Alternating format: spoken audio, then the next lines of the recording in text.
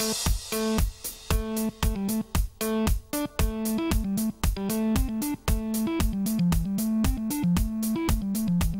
everyone, Mizuhana here today with another photography schoolhouse. Today we are looking at these delicious and fantastic looking cupcakes that my friend brought over. We are having 3 different sections in today's photography schoolhouse. The first section we're going to be looking at these 4 photos, talking about how we configured our camera from initial settings to final settings for the shot. The second part, we're going to be looking through the specifics of these 4 photos here and kind of pinpointing exactly what makes them different and what makes them alike, and then we'll actually take one through to editing complete. And then I have a special treat for you guys for the last 6 photos here. We are going to be looking at what's different with these shots. I don't know, it's kind of a mystery. Oh, it's not much of a mystery. We're going to experiment with light with these shots. So let's jump right into our first section. So here we are looking at the first 4 photographs that I made of these cupcakes. This is the first one, and we're going to take a closer look at it. More specifically, let's look at the settings over here. Now, this photo is taken with ISO 200. I decided I'm in controlled settings. This is essentially a food studio for me, so we can go at the ISO 200, the most sensitive film we have. I decided as well today that we're going to shoot these with a 50mm lens, which is one of my favorite lenses for exploring food. Just to start off though, we're going to go with the aperture absolutely open at f1.8, and my aperture, or my shutter speed, is set by default right now, which is 1/125th, which is what I keep it at for live motion photography. The immediate things that I said with this photo when I looked at it were: 1, it's too dark. 2, it's too narrow of a depth of field. The cupcakes back there are too blurry. I want them to be pulled into the shot more. So we went on to the next shot. Now, this is on a tripod, of course, so the only thing that's changing is pretty much the results of the photo. Now you can see that I opened up the aperture a little bit more, 2.8, to try to get those cupcakes brought in closer. And the photo is about pretty much half or twice as much, half as much light, so twice as dark as the first photo, because that's the only setting that we changed. Do this with your camera. It'll be so fun. Put it on a tripod, take a picture of something, just go through all the settings. So from this point on, I knew that I need to make the photo lighter, as well as bring those cupcakes in a little bit closer. So we're going on to our third photo. So take a look at the details here. Still at ISO 250mm. That's not going to change for pretty much the rest of all these photos. But what I did was I opened up the aperture even more. So we're at 4.0 now. So the cupcakes have a nice little blur, but they're not indistinguishable, which is kind of what I was going for. But look at what we are at for the shutter speed. We are at 1/10 of a second. So this is the big change here.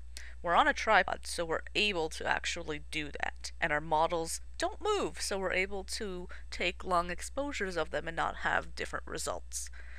If you were trying to take a picture of a person, you might have to improvise a little. Well, then we get into bringing in the strobes to freeze that motion.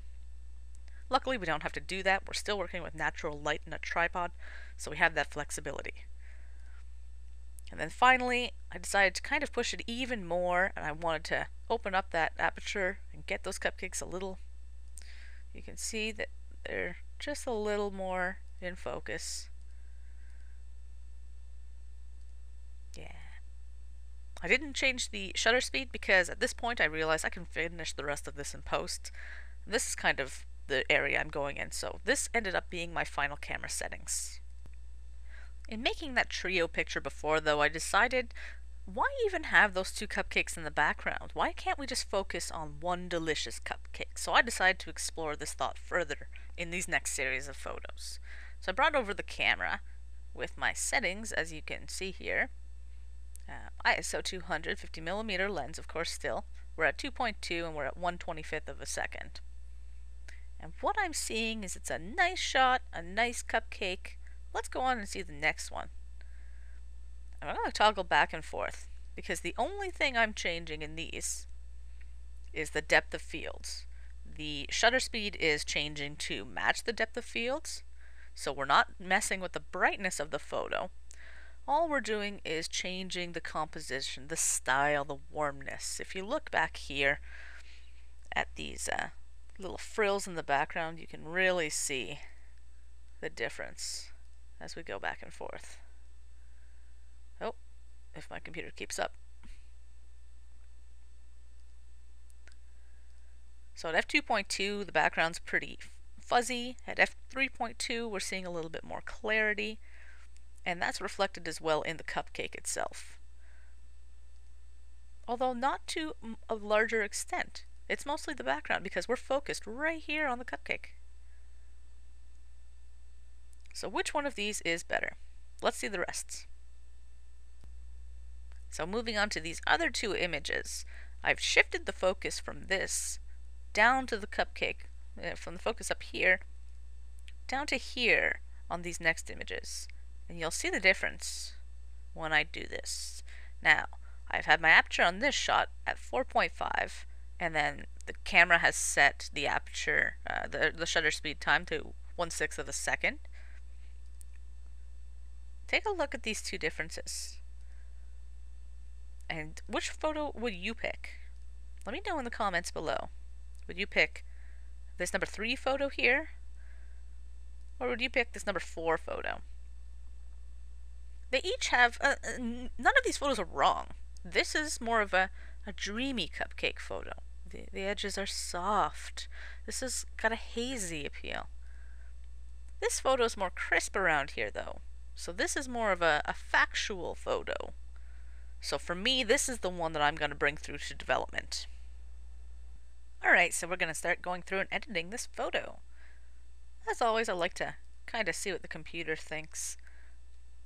We'll start off with that auto. It's a little dark for my liking, so we're going to come here and brighten this photo up a little bit with our brightness. And maybe we'll add a little bit more contrast there. So I want to keep my clipping on to make sure I'm not losing too much, just at the edges of those light peaks. That's fine with me. We're going to see about the clarity meter. You can see it really crispens. It almost burns the edges a little bit. And that adds a lot of, on the other side, it takes away the edges.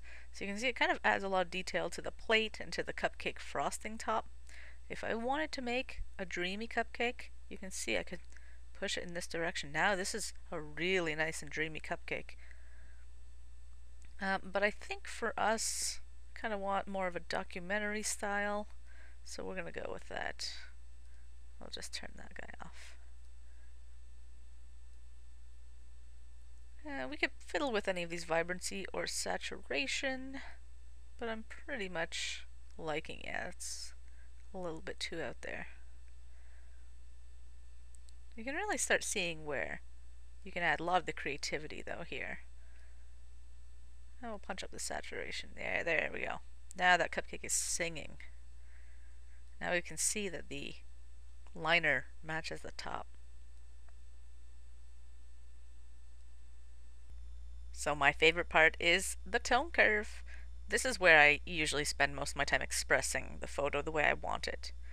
Of course, some things we got to keep in mind, and we'll turn on our clipping on both sides. This little red dot lets us know that this data is, it's gone. It's effectively all white. No one will see anything from it. Now you can see if I turn up the light, start of the photo just starts going out all the way. Yeah, if I turn this off, you see it's gone. The information's just burnt. So that's obviously not what we want. Or is it? Well, that's what it comes down to. If that's the way you wanted the photo to look, then there's nothing saying that that's wrong. For myself, I'm okay with having a little bit of it gone because that'll help define the shape of the frosting. But I don't want it all taken out. So I'm going to add some dark, and you can see this really adds some mood. And that blue area, all this blue means, again, that the information's lost. It's effectively, it's gone, it's dark. It reads as black, and you will see nothing else in it, no details. So we don't want to overdo it, but this darkness gives the cupcake a nice little mystere, which I like. And then we can just push it a little more with these shadows. And here we are, Turn these guys off. And there's our final image. Now we're going to come down. There's tons of more things that you can do, play around, but we're just going to add a little vignette. We can add a dark vignette, but I think let's actually go with a light vignette because I'll make this a dreamy. We'll add a little bit more of this dreaminess in. And here we can change the size of our thing. We can make it a focus on the cupcake if we wanted.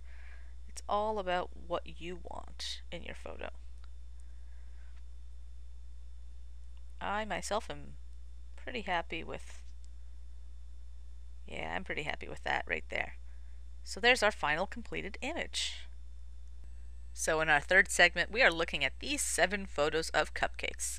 What's different? It's not the technical details. It's not the composition. The only thing that's different with these photos is the light. So let's go in and take a closer look. So here's our standard photo or control shot. We have no modifiers for the light. The light's coming in from a window on the left-hand side here, and nothing's on the right. This is it's a well-lit photo, but it's rather normal. So let's take a look at the difference light can make. So here's the first big change. I'm going to go back and forth through these photos. What's changing? I have taken a white card, and that's literally a card that is white. Any type of poster board or something thicker would be preferable. And what this is, I put it on this side here, and it's bouncing back the light that comes into the window and illuminating this side of the cupcake. Amazing! So this is a much brighter cupcake. You can see it's kind of less dramatic without this shadowy side. Especially in the plate, you see the difference. So we can also take that white card and we can move the card around and change the look of the photo. So let's take a look and see. All we're doing is moving the card. The card is close to us here. The card in this photo is a little bit further back, and then it's further back and a little bit up.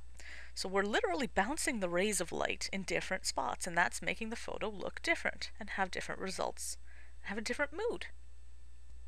And that's not the only thing you can do with the bounce card.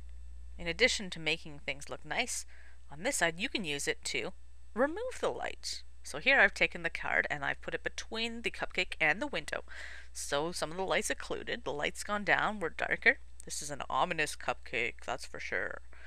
I don't know, that doesn't suit what I'm going for this cupcake. But you know what? It might suit my next shoot. It might shoot a different idea. All these are tools in your photographer's box that you get to use when you want a different result and a different look for these cupcakes. So here I've taken the bounce card and I'm not occluding it fully, but I'm including it on an angle. So we have a different look than if we had one of the other ones. Let's see if I can take a look at this and our first shot together. Now this is the first shot and this is the second shot. You can see that with the bounce card I've kind of toned down the image a little bit. We still have highlights on the cupcake frosting. The plate in the background is less reflective. So just by moving one card I get a different result. I hope that this has inspired you. And I know for a fact that you can take a look through all these photos now and see the difference.